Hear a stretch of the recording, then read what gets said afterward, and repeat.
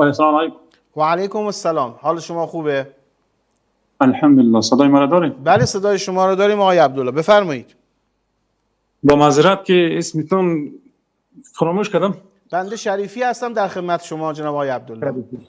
بخیر باشین. سلامت باشید. ما بحث شما را تعقیب کردم دیگه. فقط میخواستم یک دو سوال داشته باشم از شما. اهل تسنن برادر یا شیعه هستی؟ بله اهل تسنن. خب ما موضوعی برنامه‌مون بحث دستور پیغمبر به امیرالمؤمنین برای جنگ با معاویه بود. روایت صحیح از منابع شما اهل تسنن آوردیم که پیغمبر امر کرده به امیرالمؤمنین برای جنگ با ناکسین و مارقین و قاسطین. نظرتون در مورد این روایت و این نکته چیه برادر عزیزمون؟ ما میخوایم بگویم که چی درد ما دوا میکنه میشنوید؟ درد ما این درد دوا میشه که جای ظالم و مظلوم رو بعد 1400 سال عوض نکنیم. درد ما اینجاست که ما میگوییم هر آنچه که امروز مشکل داره دنیای اسلام به واسطه غصب خلافت امیرالمؤمنین است که مسیر اسلام از مدار حق و صراط مستقیم خارج شد. حالا شما با ما بفرمایید نظرتون در مورد این کلام پیغمبر و این شخصیتی که شما برای معاویه قائل هستید با هم تعارض و تناقضه. بحث شما را درست است. ما بحث شما را تعقیب داشتم بیشتر. شما گفتین که بفرمایید داریم گوش میکنیم. بیشتر شما گفتین، شما صحابه کرام گفتین. خب دیگه خلفای راشدین حضرت ابوبکر و عمر و عثمان یارا گفتین شما کاذبین و خائنین و چی؟ من نگفتم، حدیث صحیح مسلم بود، خود عمر ابن خطاب میگه. تا کجایش هست؟ چشم الان براتون مجددا میارم خدمت شما. شما لطفاً دوست عزیز شریفی سو محترم شما یک دفعه گوش کنید. این روایت صحیح مسلم از مانیتور میتونید ببینید. خدمت شما عرض کنم که کتاب جهاد صفحه 840 خلیفه دوم میگه وقتی ابوبکر پیغمبر از دنیا رفت، ابوبکر گفت من شدم ولی رسول خدا. یعنی حالا اینجا ولی به معنی سرپرست میشه، برای امیرالمومنین کلیسا میشه دوست.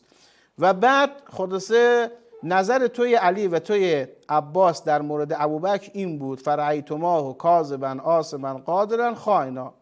و بعدی که ابوبکر از دنیا رفت من شدم ولی رسول خدا و ولی ابوبکر فرأیتمانی. پس باز نظر شما دو نفر این بود که من عمر ابن خطابم کاذبا عاصما قادرا خائنا. این حدیث در صحیح مسلم شما برادرم. درست است. سوال خب من کتاب صحیح مسلم میشنوید؟ بله دارم گوش میکنم، بفرمایید. ما خو همین کتاب صحیح مسلم حال کتابش فیزیکلی به حساب برات بگویم که فیزیکی در دست من نیست. این خو حتما یک چیز شما از اینترنت گرفتین ساخت است دیگه. یا حتما دست خورده است دیگه. ما چین حدیث را تا بال ندیدیم در مورد عمر و ابوبکر و عثمان. حالا شما ندیدید که من مقصر نیستم برادر من. الان خوندم برید حدیث. اجازه بدین شما همین چیز پیشتون ثبت کنین در دیگه برنامه بخیر. ما براتون اینمی دلیل اینمی حدیث براتون میارم که با چی نوعی حدیث آمدم. چشم ما منتظر شما هستیم. ان شاء الله هر موقع تشریف آوردید. درست است. یکی دیگه وقتی صحابه کرام همهشون خداوند در قرآن عظیمشان ذکر شده دیگه خدا از او راضی است. از آنها راضی است. از کی راضیه آقا عبدالله؟ از خدا از کی راضیه؟ از صحابه کرام. خب از صحابه کرام آیا ابوبکر و عمر اسمشون اومده توی این صحابه تو قرآن؟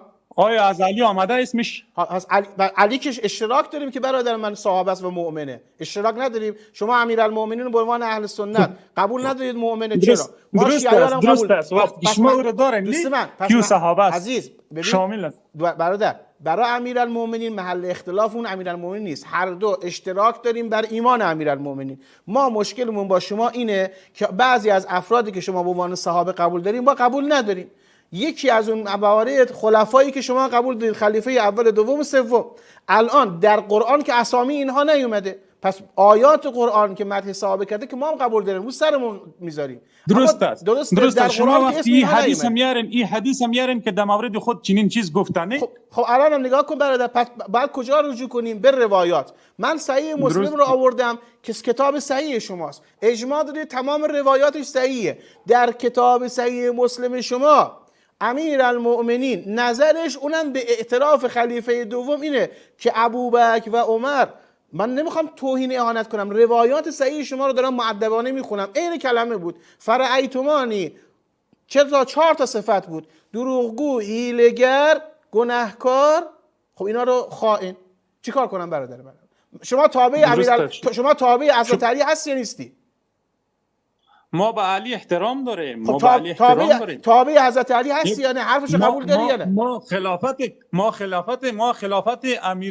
ما امارت خلافت امیرالمومنین حضرت علی رضی الله عنه قبول داریم. ما او را انکار نیستیم.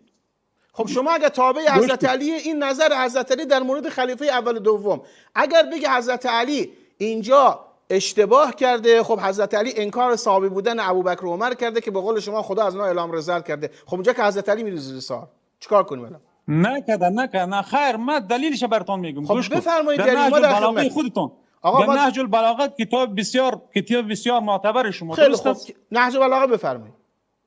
درست است. حضرت علی صبح در مورد عثمان علی با معذرت ابوبکر، عثمان و عمر، خب واره کی نفی کردن خلافتشون؟ کی نفی کردن؟ شما در نهج البلاغه تعریف و تمجید حضرت علی و نظر حضرت علی رو در مورد این 3 نفر بیارید.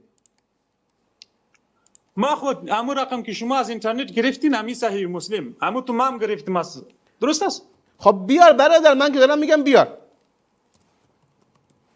بسم الله. درست است. خدا دیگه برنامه چی وقت شما این برنامه را دیگه بخیر باز برنامه‌تون نشد میشه. شما الان همراهتون نیست، در جلسه برنامه بعدی تریبون آزاد تشریف بیارید. از نهج البلاغه من همین بحث امیل داشتم، بحث شما رو هم تعقیب داشتم. یکی درست است. برادر من نمیفهمم شما چی دارید میگید. اگر میگید میگفتید در نهج البلاغه نظر امیرالمومنین در مورد خلیفه اول و دوم و سوم اومده که خیلی خوبه، من میگم بخونید خطبه های نهج البلاغه رو. درست است. من همین دلایلش درست است. در دیگه برنامه براتون دانه میارم. خیلی خوب، ان شاء الله برنامه دیگه تشریف بیارید. ما امشب هر اهل سنتی زنگ زد گفت یا یادم نیست یا الان ندارم، بعدن همش وعده نسیه شد. گوش کنین، یک دلیل دیگه هم دارم. درست است؟ بفرمایید. شما وقتی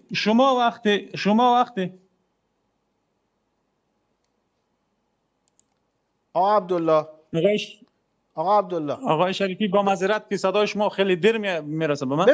وقت برنامه به پایان رسیده، لطفا زودتر بفرمایید مطلبتون رو. درست است. شما همین حدیث از مسلم بر ما گرفتن که با در مورد خود چنین چیز گفتن. درست است عمر عثمان؟ بله. اما ما این حدیث براتون میاریم که این حدیث صحیح است. درست است، صحیح که از مسلم متفق علیه بخاری و مسلم شیر بر دویشان اتفاق دارند. از او قدم بسیار منابعش درست است. یا امیرالمومنین بودن، هر دویشان خلیفه اول مسلمانان، خلیفه دوم مسلمانان، خلیفه سوم مسلمانان بودن. شما لطفاً بیا توهین نکنین. من تو براتون میگم، من نظرم این است که لطفاً شما دایی چی درد ما دوام میشه. شما هنوز ممنونم جناب آقا عبدالله. ان شاء الله آقا عبدالله وقت برنامه به پایان رسیده. ان شاء الله جلسه بعد تشریف بیارید، اول وقتم تماس بگیرید که ما وقت داشته باشیم.